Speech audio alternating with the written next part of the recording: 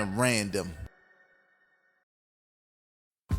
What up, y'all? I'm your host, Vegas, and welcome to Hip Hop Now Podcast Reviews.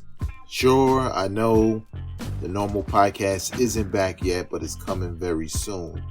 But there was something that I wanted to start to do on this podcast where, I break down a new album that everybody's talking about. And briefly, because at the end of the day, you want to know whether it's hot or not, right? That's what we came for. That's usually when you ask your mans, should you buy it? Should you listen to it? Should you stream it?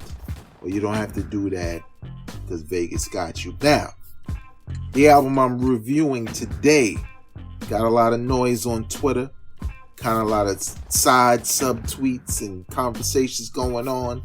Lord Jamar talking greasy. Eminem's Music to Be Murdered By. Straight off the gate, I'm not going to let you wait for a score or anything like that. I would give this album 3.5 out of 5. Right? Now, I say that because I've listened more than one time. On the first listen, I really was digging it. But I could see what I would skip the second time.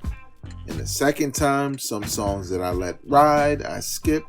And the songs that I wanted to skip the first time, I made sure my finger was hovered over the skip button when it was coming out. But there are a lot of tracks on here.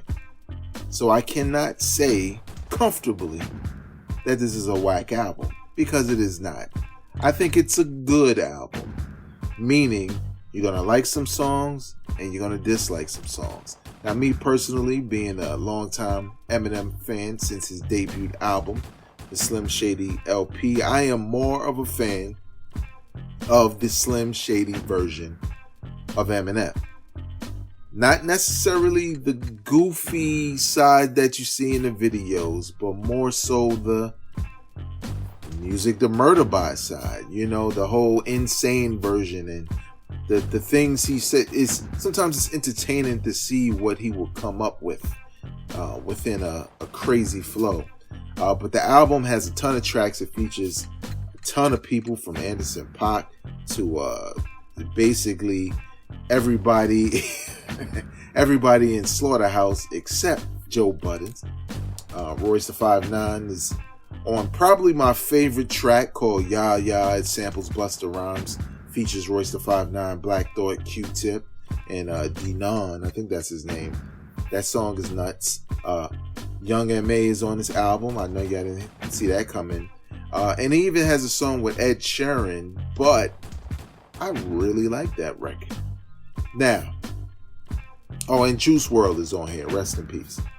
But the thing is this album is kind of like a roller coaster. I think it depends on what kind of Eminem fan you are. I say that with all sincerity. It really depends on what kind of Eminem fan you are. Now, if you're not an Eminem fan, what are you doing here? Go and click play on one of my other podcasts. But if you are, or maybe you're a lapsed Eminem fan, let me explain. They are the Eminem fans who like the Slim Shady, the crazy, the quirkiness, the disrespectful, almost shock jock value rhymes, like shock rap rhymes. And then there's the other ones, the sober Eminem, which is nothing wrong with being sober. The Recovery album wasn't too bad, but there's those Eminem fans. Top 40, Pop Station, song with Rihanna, no disrespect to Rihanna, just, what I'm saying, stuff like that, right? That's the Eminem that I really don't like anymore. I know it worked, what I'm saying, and it sound good, but I can't take hearing Skylar Grey on an Eminem album anymore, or anybody who sounds like her, or any song they come up with. You can switch up the singer and it won't even matter. I don't want to hear those kinds of Eminem songs no more because they don't sound different from anything on the Recovery album.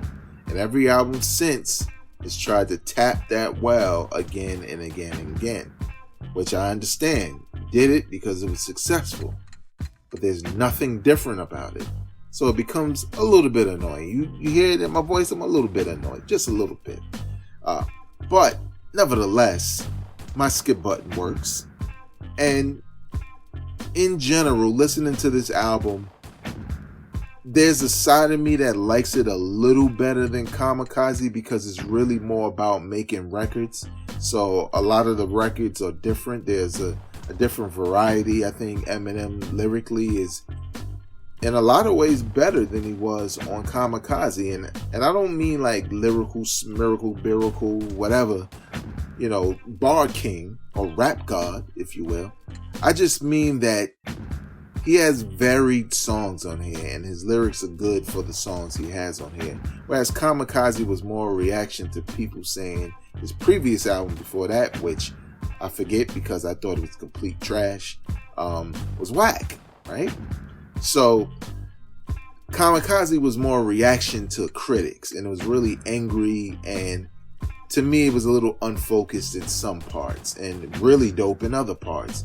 And I feel like this album is more like an album.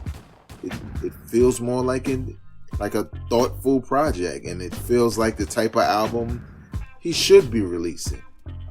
So there you have it. Music to be Murdered by Eminem. Out of 5, I'm going to give it 3.5. I don't feel like it's whack. I don't feel like it's the best thing that ever happened to hip hop. I'm looking at you, E-Bro. But he didn't say that. But I do feel like it's cool. It's okay. So if you're an Eminem fan and you appreciate his music, you'll like some stuff here. If you hate him, you're going to continue to hate him. Now, what I need y'all to do is let me know if y'all need me to do another tier list, because I think I'm going to do maybe 3 more this year, because it seems like people like the tier list. So Eminem will be one of those. Stay tuned. That's going to do it for me. You can follow me on social media at Vegas World INC, and you can subscribe to this very podcast, which is available wherever you listen to podcasts, whether that's Apple Podcasts, Spotify, iHeart Radio, Stitcher Radio, Spreaker, SoundCloud, and many, many more. Until next time, y'all, I am not a critic. I'm a fan. Peace. What up, y'all? This is your host, Vegas, of Hip Hop Now Podcast. And I know some of you follow me on social media at Vegas World INC and said, nah, that preview for 2020 was your last episode. Not quite. What we're doing on Hip Hop Now Podcast is we're going to be doing a rebranding of sorts, stepping things up for all the people who have supported the podcast over the years, providing more content, different content, and improving the quality. But we can only do that with your help. So I did what any content creator would do who has a loyal fan base. I created a Patreon. Today and going forward, you can support this very podcast by going over to patreon.com/hiphopnow. Don't worry, the link is in the description.